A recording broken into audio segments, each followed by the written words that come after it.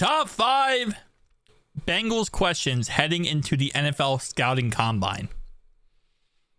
Let me get my own 5, and then we'll talk about what this article says. This is from The Athletic here. Starting off right away, number 1, above all else, when is Jamar Chase going to get signed? When is that contract going to get done? Because everything else falls into place depending on how the Jamar Chase situation goes. Everything else is determined to be TBD, to be determined until Chase gets paid. How much will T. Higgins get paid? Well, it depends on how much Chase gets paid. How much will Trey Hendrickson get? Well, it depends on how much, again, Chase gets paid.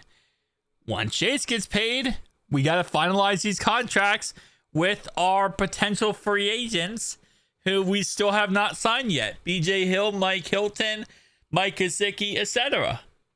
But again, you can't start paying people until you get the big cheese paid. The top dog has to get paid. Everyone else falls in line. That's number 1. That's above all else. That's the most important thing. Number 2, for the most part, when are more of these guys going to get cut? When are more of our dead weight players, I will say, Alex Kappa is the guy I'm talking about. When are we going to start making more moves and start kind of thinning the herd of this team? Kappa, if you want to cut Zach Moss, Sam Hubbard, I think they're going to keep Cordell Volson in the end. When are we going to start making more moves in that category? Number 3, going into the scouting combine. This is more of the scouting combine here. What are we looking for in this draft when it comes to the offensive line position? Are we looking for offensive linemen in this draft? And you might say that sounds like a stupid question, but you got to keep in mind, they might, and again, we don't know, the Bengals might be going all out in free agency for offensive linemen. Their strategy going into free agency might say, hey, we're going to cut this guy, this guy, this guy, and we have a list of players we want in free agency. And then you focus the whole draft on defense. That's also a possibility. Those are really the only 3 questions I can muster up. I guess number 4 is, who are you going to trade Jermaine Pratt to? Is anyone interested? And number 5, what's the future of Geno Stone? That's one that I think is very split in the community. You have some people who are not really with Geno Stone, who really wants him gone.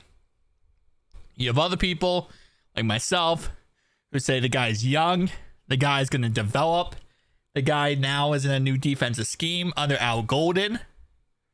Let's see him blossom. But then you have another issue. You get that third party, right? Who is like, wait, hold up. Under Al Golden, Geno Stone's going to have to come in and learn a whole new defense on a contract year. If he's on a contract year, yeah, he might play better, but also you want to make sure you get him, locked up and on the contract for the future, that if he has a great season. So let's see. Number 1, are the Bengals willing to trade T or Hendrickson? I think, if we're being honest, the Bengals gave T. Higgins the non-exclusive franchise tag for a reason. They could have given the exclusive franchise tag. I think what the Bengals want is the ability to say, hey, we could trade T for 2 first-round picks if we get the offer, and we can wash our hands of this. That's what the Bengals want. They save money that way, and they get 2 first-round picks, and they're like, hey, it is what it is. But I think they're definitely open to trade both. That's just kind of how the Bengals are.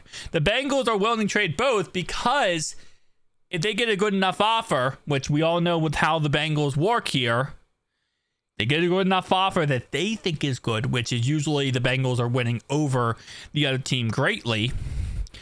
then yeah, the rest of us are probably going to be not okay with it, but we're going to understand the offer. They're not going to trade away T or Trey for nothing. Now, they'd trade away Joe Mixon for pretty much nothing, but beside the point. They kind of had to because they were going to cut the guy and then last second decide to trade him, but I think they will. I think they 100% would be willing to trade both. But I think both of them would have to be such a haul that they would get in return that I don't think they would. Because I don't think they would get what they want. So I think that I think when they made T a non-exclusive franchise tag, that might have been a telltale sign of two things. One, we wanted another team figure this contract situation out with him, and then we can match it. Or two, we see him as valued as 2 first-round picks. Which you might say that's crazy, but keep in mind, this is the front office we're talking about, and they're not usually known as the most sane people. Number 2, how did Burrow's public push land? He's a franchise quarterback making $265 million. Anything he says, feels, thinks is always going to land very high in the mind of everyone in the front office. Like, that's not even a question. When you're spending that much money on a franchise quarterback and he voiced his opinion, you're going to listen. Everyone's going to listen because you have to. At the end of the day, that's your team. That's your franchise.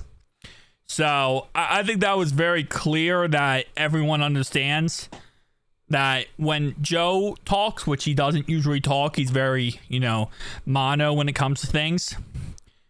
Everyone and their mother is going to listen. How does Al Golden view Stone? How I think of it is like this, right? Al Golden's a very good defensive coordinator. He was very good at Notre Dame. And coming in, I think he's going to look at every single player on this team with a very optimistic point of view. I don't think he's going into this thinking, hey, this guy needs to go, this guy needs to go. I think he's thinking, okay, we're going to come in here, we're going to go through training camp, we're going to go through preseason, and he's going to get a general gist of how he feels about everyone on this team. That might be a positive or a negative thing. We'll have to wait and see. But I think he's going to get a general opinion going into this on how he feels. And I think that's going to change quickly over time. As time goes on, that will change very, very much. Very quickly, by the way. I don't think it's going to be a whole season. I think by the end of preseason, he's going to have an opinion. And I think by the regular season, he'll probably might have changed his opinion dependingly. But I think he's going to go into this very optimistic. And I think he's going to try to get the best out of these guys. How will Peters affect approach in the draft? Obviously, the Scott Peters, our new offensive line coach. Again, yeah, I wonder that too. Will we, focus a lot on the draft with offensive line? What will his, how does he go about this whole draft process? Will a defensive tackle solidify into the Bengals range at pick 17? Again, I think we learned from the previous drafts, and I think it's very important to keep this in mind. We have no idea how this draft's going to go. Listen, we thought we thought that DeJuan Jones was going to be pick number 28 for us. He ended up going in the 4th round to the Cleveland Brownies. We thought that Darnell Washington was going to be our 1st round pick, and he ended up going 3rd round to the Pittsburgh Steelers. At the end of the day, nobody knows anything, right? We thought Michael Mayer was 100% going to be a 1st round top 15 pick. He ends up going in the early 2nd round behind Dalton Kincaid. Nobody knows anything when it comes to NFL drafts because, honestly, in 5 days, all the information that we know right now will completely change. all the details we know about will completely flip on side his head. And we'll be completely blanked out and not know what's going on. Guys, tell me down below your thoughts and opinions. Make sure to like and subscribe button down below if you are indeed new. I'll see you guys next one.